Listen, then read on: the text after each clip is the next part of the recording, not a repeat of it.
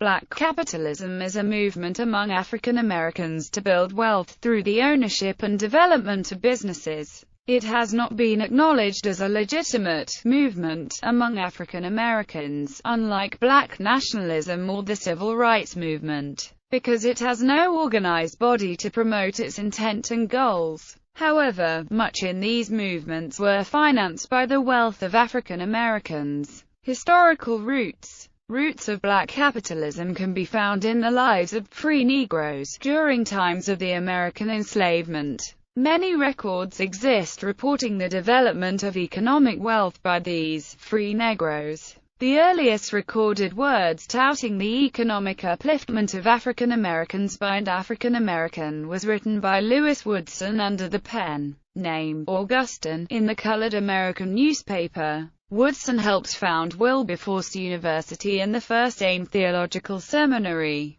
Payne Theological Seminary, and was an early teacher and mentor of Martin Delany. A prominent Southern affluent Black was A. G. Gaston, who was, at times, instrumental in the civil rights movement. Galston was influenced by Booker T. Washington, who was an early leader at the Tuskegee Institute.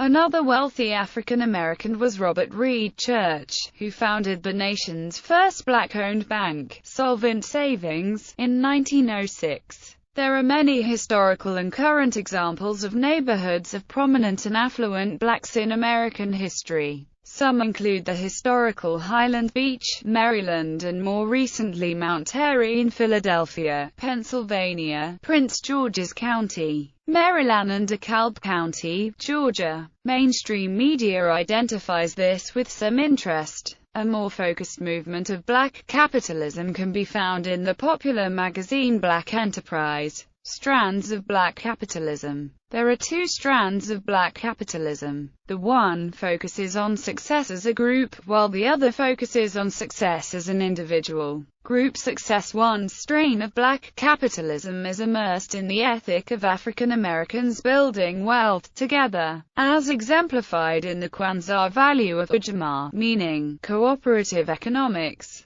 A prominent proponent and example of this cooperative economics is Russell Simmons, who can be seen advocating the building of not only individual Black businesses but communities of Black businesses. Simmons has made the comment that Black and BA students and graduates have the notion that they want to own their own businesses, not to simply be employed in someone else's business. A recent effort to standardize Black capitalism as a movement was introduced in two books, I, Black Labor, White Wealth, I, and the more recent book, 1, Powernomics, I, by Dr. Claude Anderson. In these two books Drive, Anderson outlines a schema on which Black wealth can be coordinated and developed through a 9-issue plan. Some see this group success strain of Black capitalism as a form of social entrepreneurship which aims to build businesses that are oriented around providing services and goods that benefit the community in which they were built. Others see this as an outgrowth of the communal and tribal ethic attributed to traditional African cultures.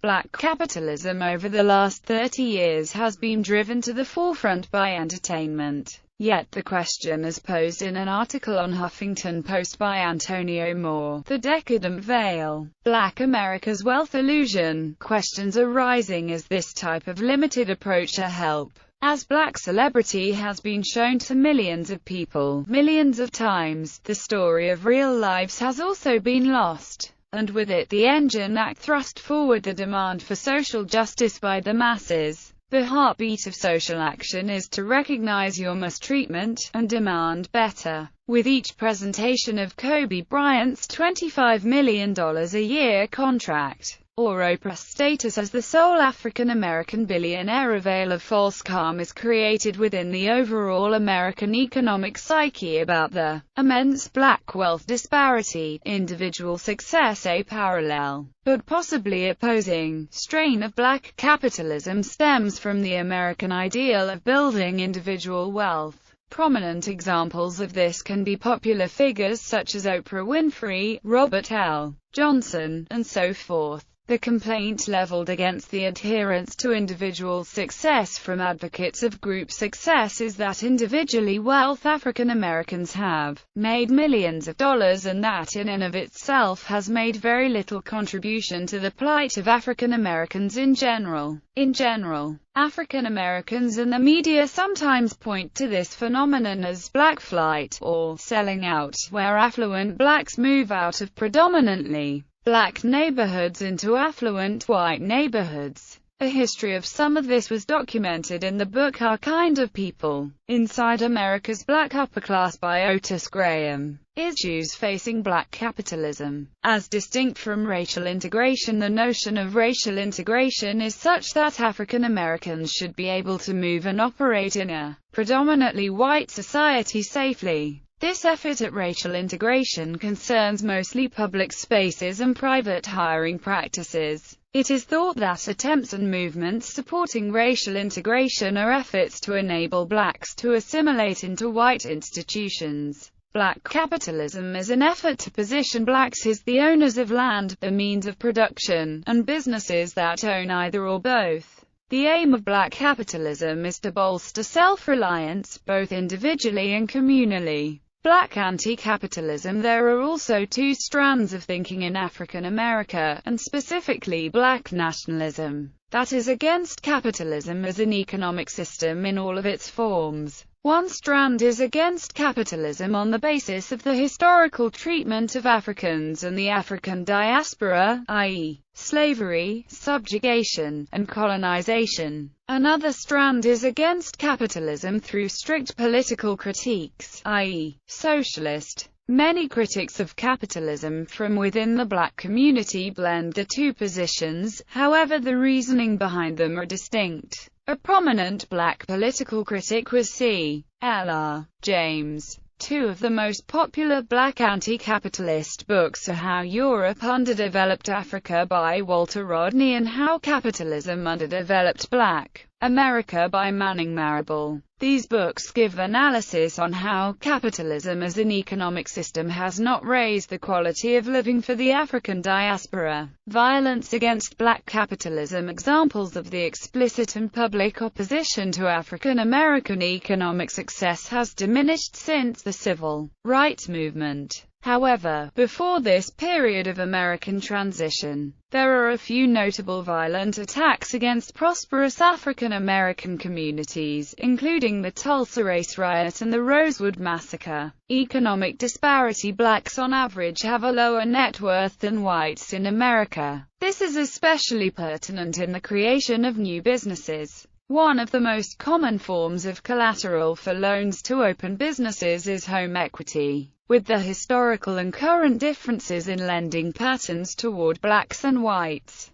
the option of using home equity to borrow against in order to open a business is diminished. The article, America's Financial Divide, added context to racial wealth inequality, stating, nearly 96.1% of the 1.2 million households in the top 1% by income were white. A total of about 1,150,000 households. In addition, these families were found to have a median net asset worth of $8.3 million.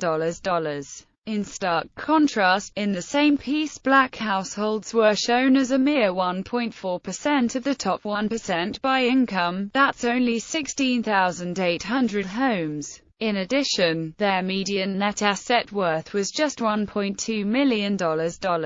Using this data as an indicator, only about 8,400 of the over 14 million African American households have more than $1.2 million in net assets. Relying on data from Credit Suisse and Brandeis University's Institute on Assets and Social Policy, the Harvard Business Review, in the article, How America's Wealthiest Black Families Invest Money, recently took the analysis above a step further. In the piece, the author stated, if you're white and have a net worth of about $356,000, that's good enough to put you in the 72nd percentile of white families. If you're black, it's good enough to catapult you into the 95th percentile. This means 28% of the total 83 million white homes. or over 23 million white households, have more than $356,000 in net assets, while only 700,000 of the 14 million black homes have more than $356,000 in total net worth. Related magazines and books. Black Enterprise magazine.